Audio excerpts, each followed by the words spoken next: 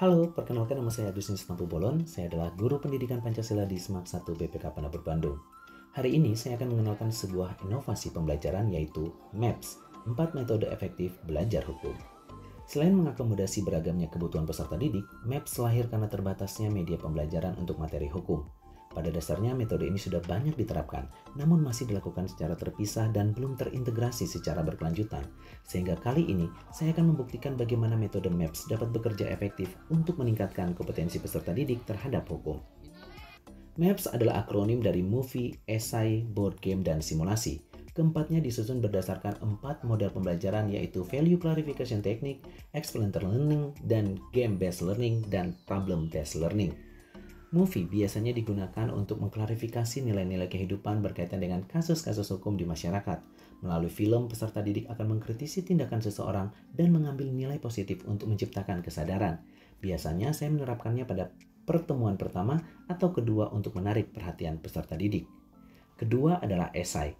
Esai merupakan metode penalaran berupa gagasan dan ide dalam tulisan untuk memecahkan masalah-masalah hukum.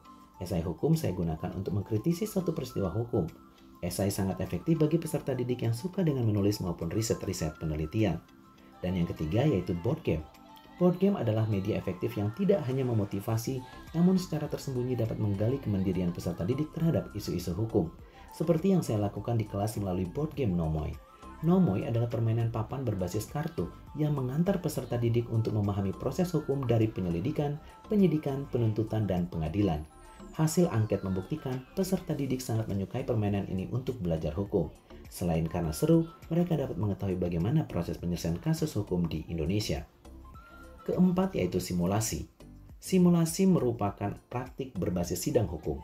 Peserta didik akan berperan menjadi hakim, pengacara, jaksa, terdakwa, dan saksi. Simulasi digunakan pada tahap akhir setelah peserta didik memahami konsep, isu, dan menggagas pemecahan masalah hukum. Simulasi secara langsung akan memberikan pengalaman merasakan dan mengalami hukum secara nyata, meskipun pada praktiknya masih terbatas dalam lingkungan kelas. Keempat metode ini dapat diterapkan dalam satu tujuan pembelajaran sehingga mengkonstruksikan pengalaman belajar yang mampu memotivasi peserta didik. Hasil pembelajaran melalui MAPS menunjukkan hasil yang signifikan karena hasil belajar yang meningkat. Nah, kira-kira apalagi ya metode efektif untuk belajar hukum? Yuk Bapak Ibu, bisa tuliskan komentarnya di bawah ini ya.